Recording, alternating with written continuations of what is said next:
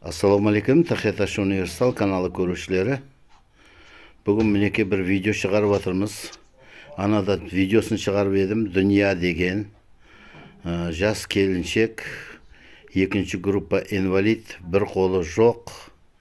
Сол серьез печень ауырып атқан еді. Ауылда сол қазір Ташмиге барған. Келіні алып барыпты. Ояқта да сонда ем алып атқан екен. Жағдайы қатты төмендеп жатыр, келіннің айтуына қарасаң.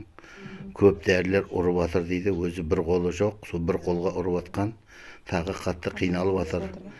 Жәрдем керек, жәрдем қолын созатын деп маған шыққан екен сіздерге. Мына видеоны қойып жатырмын. Ал жәрдем бере алатын адамдар болса, аз болса да, көп болса да жәрдем беріңдер. Осы қарындасымыз Дүния деген емделіп келсін ауылға. Құда қаласа мінеке көп дәрілерді көрсетіп жатырыпты. Бәріне ақша керек. Жату үшін ақша керек, жеп ішуге де барлығына Ташкентте ақша керек. Жәрдем беріп жіберің ағайындар, рахмет.